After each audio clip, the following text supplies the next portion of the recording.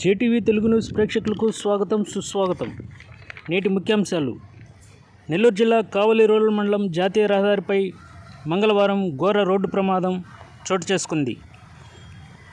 School వ్యాన్ను lorry ఢీకొనడంతో ఈ ప్రమాదం జరిగింది.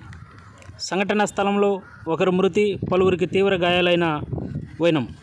వివరాల్లోకి వెళ్తే, కావలి రూరల్ మండలం ప్రాంతంలోని టోల్ ప్లాజా వద్ద ఆర్ఎస్ఆర్ ఇంటర్నేషనల్ స్కూల్ వ్యాన్ విద్యార్థులతో వెళ్తుండగా అదే సమయంలో హైవేపై వస్తున్న లారీ ఢీకొంది. సంఘటన స్థలంలో వ్యాన్ క్లీనర్ అక్కడికక్కడే మృతివాత పడ్డాడు.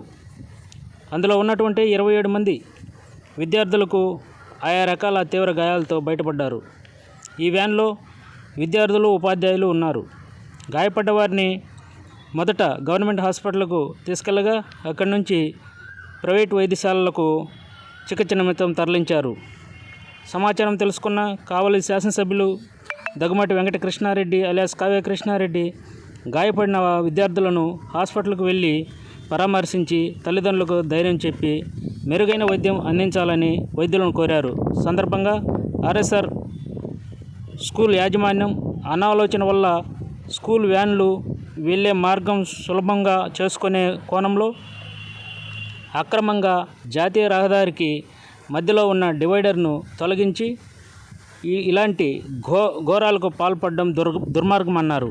తక్షణమే అధికారులు స్పందించి కావలి నియోజకవర్గంలోని నేషనల్ హైవేపై ఎక్కడైతే ఇలాంటివి తొలగించారో వాటిని సరిచేసి తగు చర్యలు చేపట్టాలని అధికారులకు సూచించారు.